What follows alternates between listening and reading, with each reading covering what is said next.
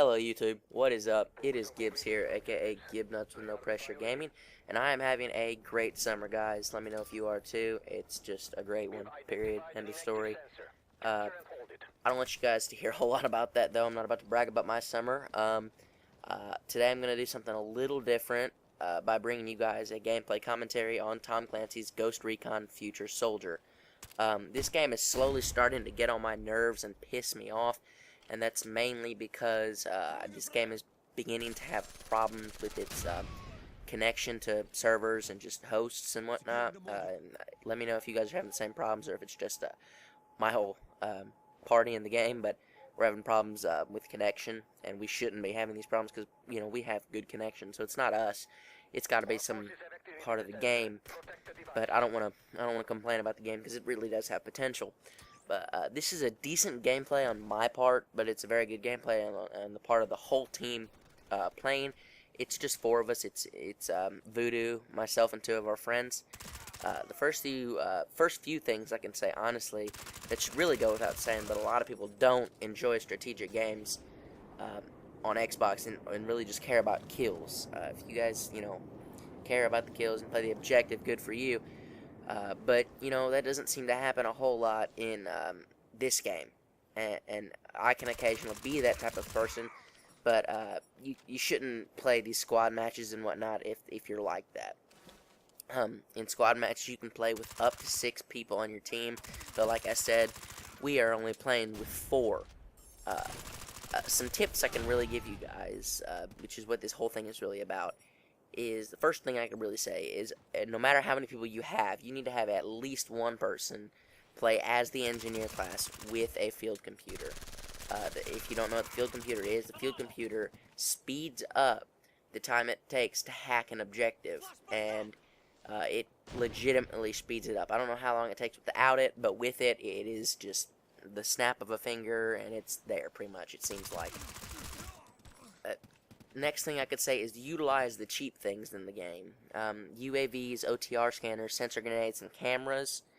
Those are the things that allow you to see people through the walls. They glow red, and, I call it the cheap stuff in the game because, I don't like being able to be seen halfway across the map because somebody threw their little sensor grenade right next to me.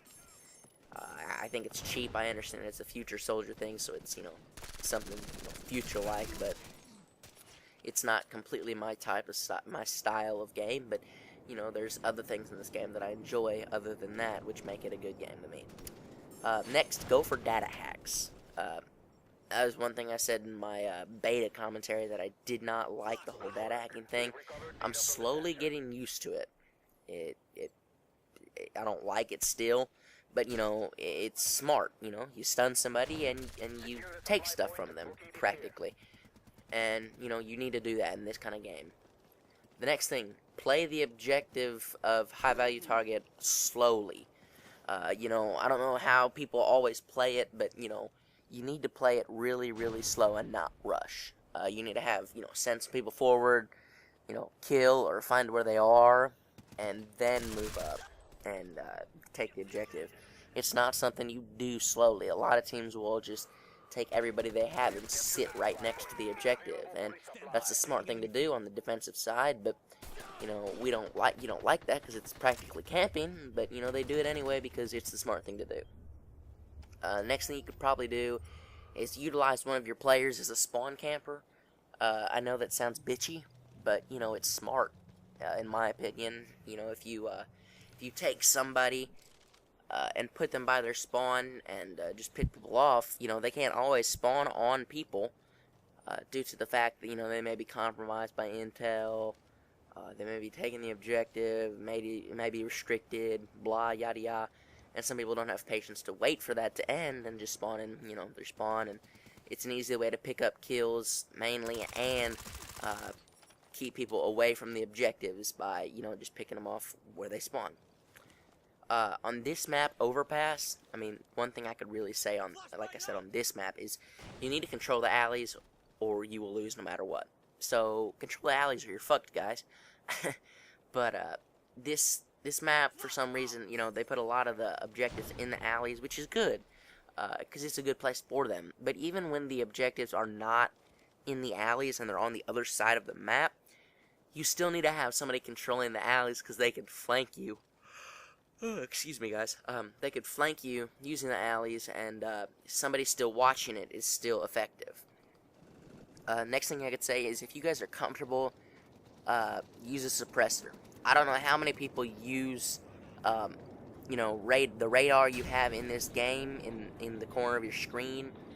But people don't often use suppressors, and if you know they're not going to use it, take advantage of that and look at your UAV.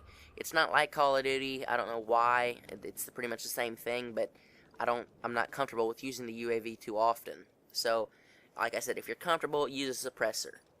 The next thing I'd probably tell you guys to do is utilize a player to use a light machine gun and use the suppressing power on it.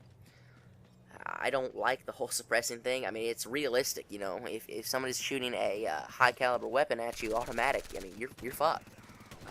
You're screwed. You need to you're sitting in your corner and you're done. It's unbearable and can pin a whole team down with just a few bursts, and it's smart to do. I mean, it only takes one person to do it, so why not utilize that one person and pull out an LMG? I know LMGs in this game are not completely manageable, but you can, I mean, they work. And Voodoo has gone, I'm sure he's gone 30 plus kills in one game. I think I've seen him do it, and you know, it's manageable. I'm sure he's not the best player in this game. He's very good though, but I'm sure it can be done again. But next thing, and this is one thing I really did talk about in my original first thoughts commentary on the beta, is you really need to use the third person abilities. Stay out of open areas, utilize cover. You know, I think I called this being a bitch, but in third person, it's the smartest thing to do. And mainly why I think I call this being a bitch is because I'm a type of player who likes to run around freely, and you can't do that very well in this game. Just mainly because of the whole third person thing. And, you know, I kind of like that because it kind of slows. Oh, excuse me, guys. I'm really tired for some reason. It really exposes you in this game due to the fact that they can sit and look over their shoulder and third person you. So, just like I said, use cover. Don't run out in the open when you're being shot at. The last thing I could really say is that if you are playing with 4 people, if you know what competitive Call of Duty is like, it's just that. It's the easiest way to play it. It's weird to say about a game like this, going from first to third person and comparing the two, but like I said, it seems like the best way to do it. Play with one objective player. Like I said, that would be the guy using the engineer class with the field computer. And then play with the 2 people focusing on kills, aka slayers, if you know what I'm talking about. And one person helping the objective player in whatever they need, kind of like an objective slayer. Just, you know, somebody kind of follows him around and helps him out. So somebody who's taking the objective would go sit over there with him and watch his back, you know, check the corners and just sit closer to him than the slayers really would. That's really all I could tell you guys about squad gameplay. It's a lot different because people really try hard in them. But I'm going to let you guys enjoy the rest of this gameplay, as it is a very long one. This was a No Pressure Gaming commentary, guys. I hope you enjoyed it. Make sure you rate, comment, and subscribe. I'm out, guys. Peace. Have a good one.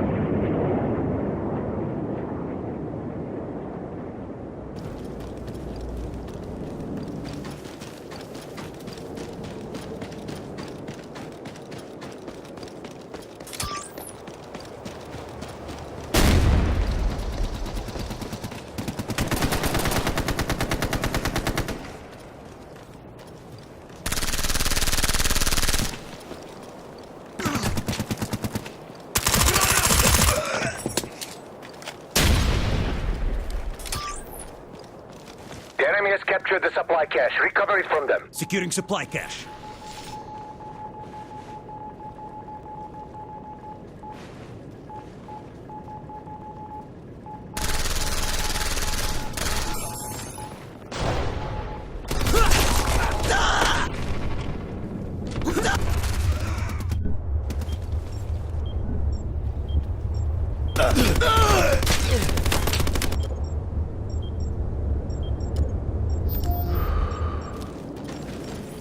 The enemy has secured the supply point.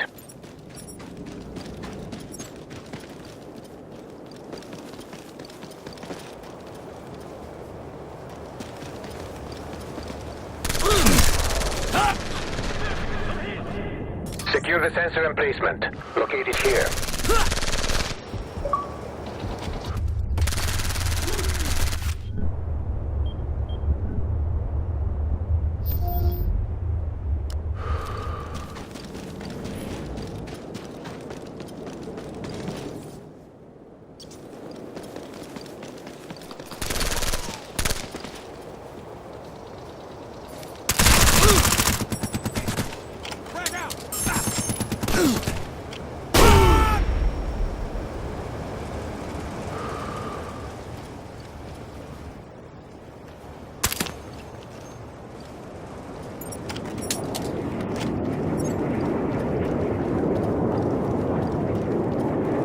Taking control of the sensor. Defend it.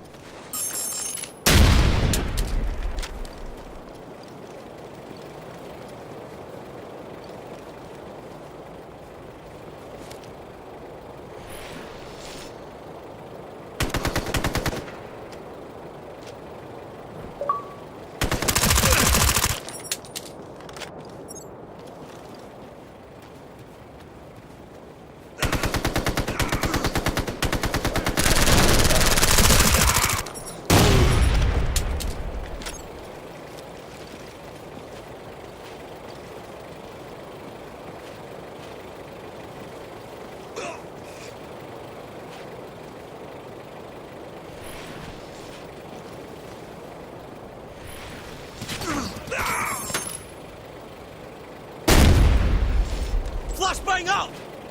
Enemy LZ is locked down. They are reinforcing from another position.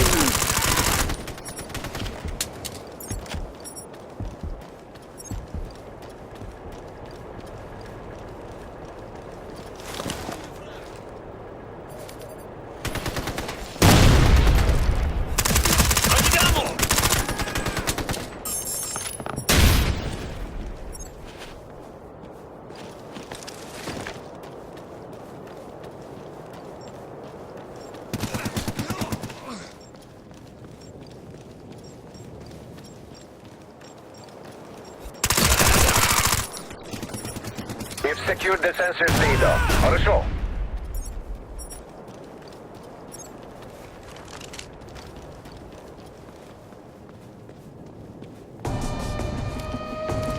One minute remaining. Our EMP forces are dominating the enemy.